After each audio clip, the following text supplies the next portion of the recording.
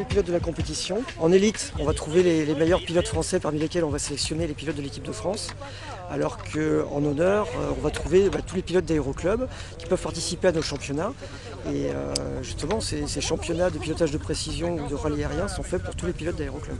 Ils partent sur une navigation, donc on leur demande d'être à l'heure tout le long du parcours, de vérifier la position des photos qu'ils ont embarquées et de trouver également des sigles qu'on a répartis dans la nature. Ce sont des grandes bandes blanches et ils doivent donc nous rapporter la position des photos, la position des sigles.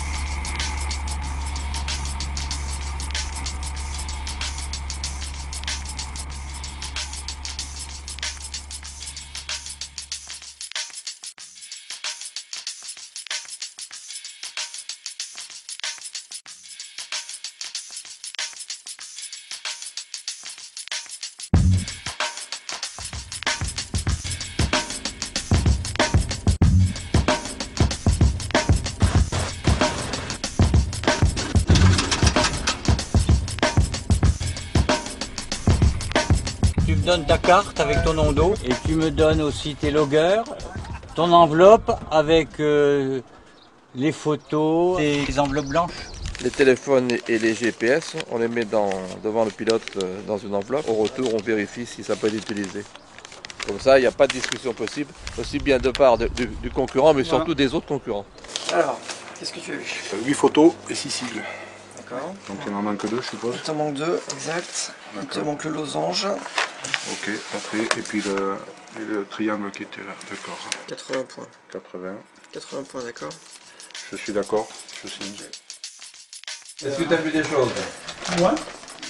Bon, on a aussi déjà. 6 photos, c'est si bien. Alors, on va commencer par les cibles en route. Les cibles, Les donc cibles en route. le sablier. Le sablier, oui, il est au bon endroit. Je le vois, la une. Ensuite, c'est Ici, le losange. Le losange, très bien, la 3. Donc, il y en a 2 qui n'ont pas été vus. 2 fois 20, ça fait 40. Plus 14. On fait les atterrissages au moteur, normaux, puis passage d'obstacles.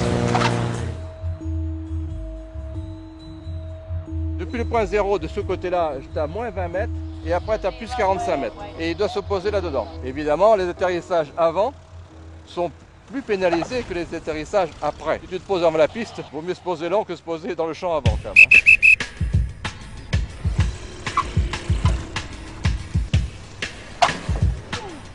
On juge et on note les atterrissages au mètre près.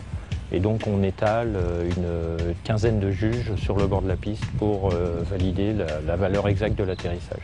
C'est simplement de l'atterrissage standard, ce qu'on apprend en aéroclub. Le mot précision prend sa valeur, c'est que là on demande aux gens d'être beaucoup plus précis. Les 4 phases d'atterrissage que l'on fait, c'est toujours des phases d'atterrissage qui amènent la sécurité. C'est toujours pour essayer de faire mieux, sans danger, pour que les pilotes se perfectionnent. Et ce n'est pas du cirque ou du cinéma. Une banderole simule un obstacle avant le champ. Il est perdu, il fait mauvais temps, mais il a un petit champ avec une petite haie avant. Et là, il essaye de se poser sans problème sur ce champ. La banderole est en place.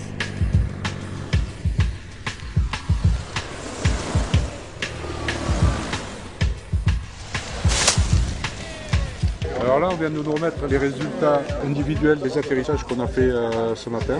Et après, on nous a rendu également les résultats du théorique, puisqu'en élite, on a un théorique à faire.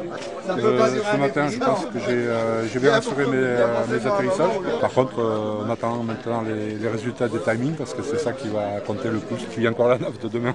Oui, tu peux tout remettre en cause. Demain, on peut rater un point, faire une grosse bêtise, et puis voilà. Globalement, je suis sur le trait partout, je passe toutes les portes, je passe à l'heure. Et je vois des photos des cycles, donc globalement, je ne pense pas être trop malheureux. Les atterrissages sont bien passés ce matin.